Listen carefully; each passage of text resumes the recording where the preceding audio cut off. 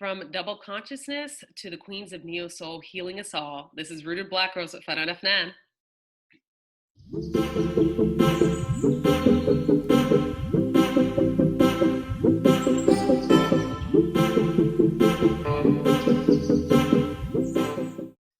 We're representing everyday Black millennial women of multiple faiths, cultures, and double consciousness styles. Absolutely. This week was a very tough one for us. Earlier in the week, the unarmed shooting death of Ahmad Barry in Brunswick, Georgia was released. Weirdly enough, the video actually, or the death and murder of Ahmad happened February 23rd, and multiple prosecutors in that city recused themselves, saying that they didn't feel comfortable prosecuting the men who murdered Ahmad. And it wasn't really until the video came out that people really pushed that the city and the prosecutors of that city to charge the people who killed him, the father-son duo, and then also a videotaper. And it was a hard pill to swallow. I saw, Twitter always gets everything first. Uh, Always. and I saw the video and I was like, I can't take it. I can't watch this. Just another one, and Yeah. I do think that likely unarmed shooting deaths of Black men have probably still gone on since kind of the 2016 shooting deaths of Tamir Rice, Sandra Bland, Trayvon Martin, Michael Brown. It's just so many to name, and I'm likely not naming all of them, of course. Right. Um, but these deaths, when they happen to our community, I think there's a collective trauma that occur, and it really makes us live kind of this double consciousness here in the United States. There's a racial contract that we all abide by and kind of sign with invisible ink in this country. The Declaration of Independence says that all men are created equal, but this racial contract tells you to shut up and Right. part, so you make people feel comfortable. How did you feel, Efnad, when this video came out? Man, I felt so heavy, and it was one of those things. I don't know about you, but for me personally, I know it's not good for me to watch those videos because it plays in my mind over and over and Mhm. over again when I'm trying to sleep, when I'm trying to focus. Like, it's just etched into my brain, and it makes me upset every time I rethink about it. And so I knew I shouldn't have watched it, but I watched it anyway, Yeah. and I instantly regretted it. And so for me, it's difficult when it's all on my timeline and then my friends start reposting and everything else. But it feels almost like when you step outside of your immediate friends, it's like nothing ever happened Mhm. almost. And that's the part I struggle with the most. It's like, it's so devastating to me. It's so devastating to so many of my friends and family who look like it could have been any of us. Mhm. And there's certain groups of folks who it's not even a blip on the radar, and that's what's so tragic. Isn't What it? about you? Yeah, it was a tough pill to swallow. I remember I did watch some of the video, and at some point I had to turn it off because it seemed like, who was the big horror person back in the day, like Candyman to me, or Bloody Mary, and it was just like I had to run out, like you used to as a kid, run out of the Yeah. bathroom before you said it the third time, right? It really felt like a horror movie. It was like, not again. And I do think as Black women, we kind of fit into the contract a little more easily. We're more digestible in a way, although our lives are at risk, but not as much as Black men in this country. And to have two brothers of large stature, one being 6'7", the other one 6'5". And my brother came here last week, and he drove my little sister up and then drove back down to Jacksonville, Florida. And he's driving down what we call, the Mason-Dixon line, Yeah. right through there. And it's I had to tell him, hey, don't speed. You're by yourself. Try to avoid, speed traps. You don't want to get pulled over driving by yourself as a Black man down back from Atlanta to Jacksonville. And so it's a very real thing in this country. And there's a real fear. And if we don't abide to this invisible contract and make our oppressors feel comfortable at all times, then there are consequences, unfortunately. I live outside of a popular walking area here in Atlanta, and this area hasn't been completely paved yet, and the neighborhood is transitioning, weirdly enough, right? And just like in Insecure, where they started seeing people like jog and walk, walk their dogs, it's like, Dogs, okay, yeah. people are moving in, the folks are moving in. And it's like we're signing this invisible contract yet again of like the things that I have to do to make you feel comfortable, to unarm you on a daily basis, to disarm you. And often, on Twitter, they actually said, a gentleman wrote, "Hey, I often wear my Ivy League college attire when I walk or jog on paths so that I'm not at risk, or people kind of are disarmed by my presence as a Black man." It's like, oh, he's an educated Negro. Okay, we can give him a pass, right? And I was like, wow, I actually unconsciously do that too. If I'm walking on the path, I always make sure to wear like Gator gear or UC Berkeley gear to just, so people don't have to clutch their proverbial purse, or clutch that gun. Who knows? Yeah, and I feel the same sentiments. You talked about something that I think is really powerful about, this unspoken responsibility put on Black folks, and even so Muslim folks, to disarm people. So for example, I didn't have a mask for the first couple of weeks because it was so hard to find one. Mm-hmm. And I literally resulted in like taking my scarf and like putting it over my face. And you cannot imagine, well, I'm sure you can, the Yeah. looks I was getting. Yeah. um and there was a lot of commentary on Instagram and Twitter about, if you're Black, you can't wear a face mask into stores. And Yeah. it's the most ridiculous thing. But it's sad that you're 100% right, that if we don't play ball, oftentimes we're taking a gamble with our lives. Yeah. With a requirement, for example, in this case with COVID, that is usually state mandated, wear a mask outside, but the freedoms are not given equally both ways. If you're white, it's one thing, and if you're Black, it's another thing. And even if you're a hijabi or a Muslim, then it's a totally there's different rules.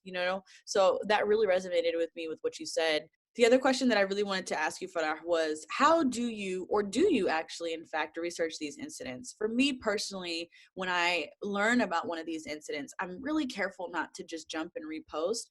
I found that in the past that it could be really detrimental if we're jumping on those situations without knowing the facts. And I can't help but think about the Jussie Smollett incident, where there was so much outrage. And literally, I remember people who are not of color saying, see, you guys are always quick to assume. And it almost kind of takes back our credibility. And everybody who defended him was called into question, which is really, really sad. And so for me personally, I like to do my own research as much as I can on the incident. But it could be so triggering doing that when you're pulling back the layers and finding out just how gruesome this really was, or if it was premeditated. And the amount of hate is sometimes so hard to watch.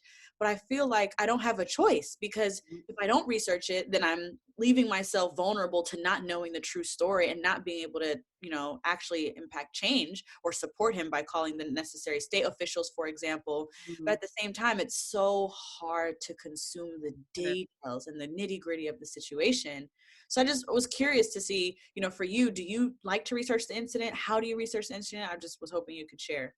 Yeah, I think you bring up a great point about, when we do our due diligence to figure out what exactly happened, we put ourselves at risk for trauma of the incidents. And that's exactly the case. We do put ourselves at risk, but we need to do it, right? I think interestingly, we had a clear-cut video of what happened, even though the prosecutor saw it from day one and felt like it was a justifiable homicide. I think the public did a great job of researching exactly what was going on by watching the entire video, and of course, kind of requiring and asking people to follow behind the cause and call the state legislators or the city legislators of Brunswick, Georgia. For me, I do, the video I watched to the point where I was like, okay, this is clear what happened. Then I, of course, read articles and think pieces about what's going on and, the ramifications of what this all means. And we all know it's like another unarmed Black man has died. But I think social media, interestingly, social media activism works. A lot of people are like, hey, you're over there behind your computer. And it's like, no, actually this works, but it's so reactionary, interestingly. And I just wonder, what can we do in our research to like prevent these things from happening? I think often I was looking back at my Instagram feed from a few years back, because I was like, I feel like I posted something about this. And back in 2015, 2016, I posted something about like, someone gets killed, we march, we protest, we forgive, repeat, you know? And it's this cycle of these things happen. We get some modicum of justice. We kind of quiet down, we get to forget. It's like summer 2016 was the best summer ever, you know? And then we are reminded yet again of where we are in this contract this invisible contract that we've signed. It's like, hey, this is notarized, sealed, and delivered. And it's quite unfortunate, but I do think that we need to do our research regarding what goes on. Journalism in this country is interesting, and I'm not going to say fake news because I don't like to take on the language of oppressors. But I do believe that we have to do our own research. I think in this country, there is precedence regarding the poor detailing of what happens with people of color. You know, you think about Trayvon Martin and during his death, he was said that he was a thug. He was mixing his Arizona juice and Skittles to create kind of a lean of sort, or like a drink that could get him intoxicated. And it's like, how dare you do that? You know, and I just don't trust the news to report the killing of unarmed people with justice, with the lens of justice. They have kind of rose-colored glasses when it comes to the death of Black people. They're comfortable with it. I think they've made us inanimate objects so that they don't have to have compassion regarding our deaths. And so I don't look to them to get and gain an adequate understanding of what's going on. So I do my own research. Yeah. It makes me hot though, I'll tell you that. It makes me so hot. One day I was reading, and if you go to my Twitter, it was like nonstop of like, and that's where I kind of release my anger, is on Twitter. I don't like to do it with friends or family. I think that it just adds and picks at the wound of how our lives are fleeting. So I don't like to talk to the people I love and care about. So Twitter is a place where it's like a sounding board, a soapbox of like, I just need to let it all out. So I do research and then kind of let it out on that platform. It's interesting that you say that. I have a group chat with people that I've, met from work or what have you. And because we actually know each other from diversity and inclusion events at work, we have like a shared understanding. And so whether it's in the Black community or whether it's COVID or whatever the case may be, when there's things that affect us, we tend to drop it in there. One of us is going to drop it in there like, hey, have you seen this? Mm-hmm. And we have a conversation about it. And it's a safe space that I'm really, really grateful for us to just kind of talk our shit, really just be like, whatever, if we're upset, if we're frustrated, if we disagree with the response.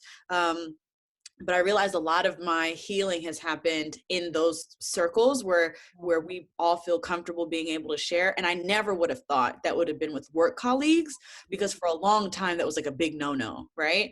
And so for me, for our adulting segment today, what I wanted to kind of talk about is, outside of these safe spaces, like for some, they're not comfortable talking with it at work. Like I didn't have that until very recently, when I made it a point to say, I want to impact change, but I'm just a person and I'm not a politician. I've kind of said those things to myself. Mm-hmm. But at work, we have the opportunity, no matter where you work, if you work for a corporation like I do, to empower change from the inside out. Right. And so I've become more involved in these initiatives. But sometimes I find myself with that double identity, right? Where with this coworker, I'll talk about it, with this, I don't. And there always needs to be some sort of discretion. But I was curious, for your perspective, are there people you just will not talk to about this stuff with? I don't do that at work. I think I'm fortunate enough to work with liberals, in a sense, being in the healthcare space. White liberals often kind of play that game of, I only do it when it's comfortable for me. I only participate in white allyship when it doesn't require an action for me. And I think allyship is action oriented. I don't ask people at work to support it. I don't even talk to them about it. They often say like, who are you outside of work? And I'm like, we're going to create that space there just because I don't trust you. I don't, and it's not that, like I do care about these people at work, but it's just like, we don't need to have that relationship.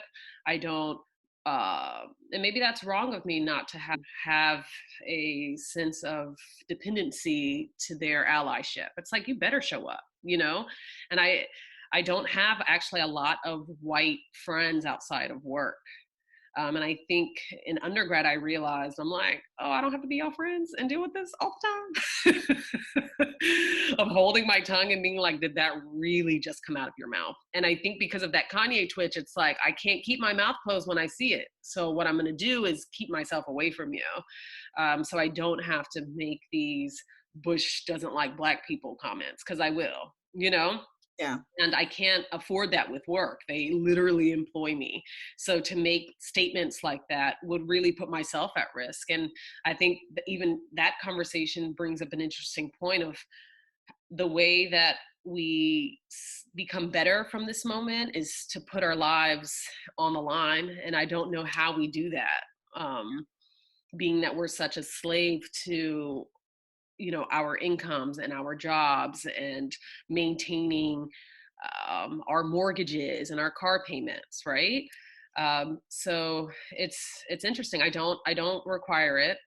There's actually it's kind of like a Instagram friend. His name is Matty D31, and he posted like a whole lengthy post or story about white allyship and what it means. It's like, it's an active relationship. You got to show up.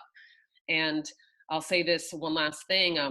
My favorite book is the autobiography of Malcolm X. And in that book, and I think I've stated this here on Rooted Black Girls, but in the book, there's a white woman who comes up to him and says, hey, I want to work on the cause. I'm fired up. I'm excited. And he literally told that girl to like bounce, like, I don't need you, And I think this is when he was on his like White devil. devil. Yes. Fred loves that book. Exactly. And then towards the end of it, he said the only regret that he had in his entire life, zoot suit, everything, his understanding of his life is like, I should have told her to go back to her communities and tell them about what was going on in our communities and really kind of raise the bar of your participation in social justice in this country. Yeah. And I think that's more than anything, if white folks are watching this, all I ask is go back to your community. Literally go and talk to your mom and dad at the dinner table, because they likely voted for Donald J. Trump. You know what I mean? Like, go to work and talk about these issues. And that's what I would require from white people in this country, because it is a melting pot of a country, and we do have to work together to get the job done. But we don't need to do it in each other's communities. It's like, go to your community and talk about this. Yeah, I agree with you through and through. I think the one thing that I have really taken away from these situations is that, if anything, I advocate very, very strongly for the ability for us to speak our truths, because for a long time, even to what you're saying, it was dangerous, and it still is, to go to work and be your full self. Mm-hmm. Right? It could almost be seen as like insubordination, for example, to be affected by a death in your own community, right, and not put on this mask, like that contract that you're kind of talking about. And that's bullshit, quite frankly. It is. So I think what I try to do is, when I'm talking about, like, at work, and we're talking about that D&I and diversity and inclusion, more so than anything, I'm working really hard to make space for our communities to be their full selves. Mm-hmm. Even if that's, we want funding for us to be able to have a meeting space once a month for us to talk about these things, mm-hmm. right? Or we want support from HR that we amongst ourselves are going to come together and we're going to donate to this cause from our own pockets, right? But as a group, because we have this collective interest, right? Mm-hmm. And it's so interesting that so many companies don't have those spaces, because those separations have been so prominent, that you are this person that's genderless, raceless. When you're at work, you're just here to fit a job. And that does not, that's not fair, because it doesn't exist for other majorities, right? It only seems to apply to minorities, because we're talking about Christian holidays, and we're talking about any type of socialism that applies to white people, then it's fine. You bring up an excellent point in that it is I've had coworkers kind of look at me like, oh, you're kind of duplicitous in a way, right? But it's like I don't have the freedom to show up as my full self here. It's not happening, you know? And so, yes, I'm this way at work, but then outside of work, I have a podcast and a clothing line and this, and I enjoy this. But I can't show up. Like, look at it as a privilege that you come into this job on a daily basis and you can be yourself inside of work and outside of work. So, Ifnan, with everything that went on last week, last night we all had the pleasure, because we tape this on Sunday. So, Saturday night, we all had the pleasure of watching Jill Scott and Erykah Badu's live. And I felt like it was a collective community healing.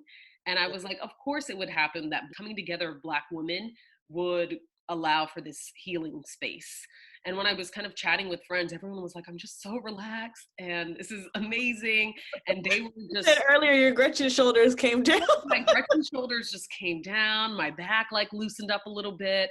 And it was a very positive space. It was two Black women who really rode for each other. They actually did the battle better than any of the guys, you know, and it was just a great space. I thought, and I posted this on my Instagram story, that I felt like it was an Iyanla bosom moment.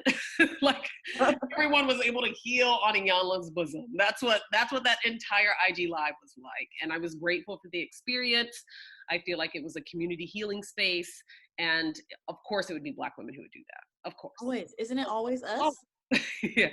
So then for you, like, how do you feel like you maybe moving into the next week or a few weeks, like how do we heal from this? Because I think, yes, there's a way to move forward in a justice capacity, but then there's also that personal healing capacity that we have to deal with too. Like in the personal aspect, how will you move forward? How will you heal yourself? Yeah, I think for me, when I see our community come together in remembrance, that's really like the moment where, for me, he's not forgotten. And I really loved seeing the post. I didn't see it until too late in the day for me to participate, but I run with Ahmad. I love that. I loved seeing my family and my friends from all over the world, showing their Fitbits and their Apple Watches and their GPSs of, where they ran, in solidarity, and how we were all marching, even in a COVID environment, Yeah. if you will. And that was really, really touching for me. And at the end of the day, I always have to just pray on it, and I have to just leave it to God.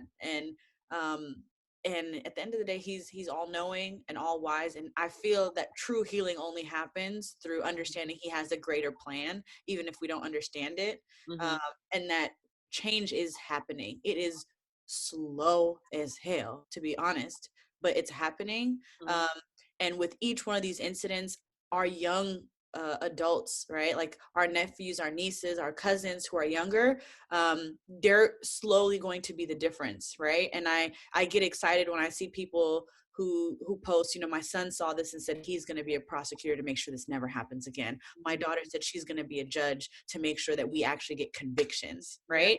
And that's really the silver lining in a really sad, honest moment. Like there's no fixing it. We won't get him back, and there's nothing that can be done for the families who lost someone, but it's a little bit to kind of keep me moving, so that I'm not, just heartbroken, so I did want to add this before we wrap up here. Erykah Badu, or Jill Scott asked Erykah Badu, like, how are you doing in this moment? And Erykah Badu kind of deflected the conversation. I found that Erykah lives in like a positive space, and she literally has a force field around her around like negative shit. She's like, I'm not going to take this on. And I've been on my like affirmation, kind of sitting on my yoga mat, yes. in the affirmative lately, and like I am, I have. And I think we also have to do that too. It's like I love to read about like historical context. I'm actually reading a book now, and I'm like, I might need to put this down because it's just too heavy right now. It's what's that book? Oh, there, The Color of Law. The Color of Law. And it talks about like how neighborhoods were segregated by the federal government. And it's heavy, and it's like, ooh, these things happen, but how do we kind of collectively affirm ourselves to a positive future? And it's very hippy dippy, but I think there is a lot to be said around like having a force field and thinking positively and affirming the life we want to live as a collective of Black people. So I took that from Erykah, because Erykah Badu magically honored her sister in the question and didn't say I don't do that, but and then also said, hey, I do feel that way, but I always think about the positive. And I think it's we take on Ahmad's untimely death, and we honor him, we pray, but I think we have to think about how do we envision our future moving forward. And of course we have the privilege of doing that because we're not his family, um, but it's also kind of like the collective family of like, how do we not make his death in vain, and how do we push for a brighter future.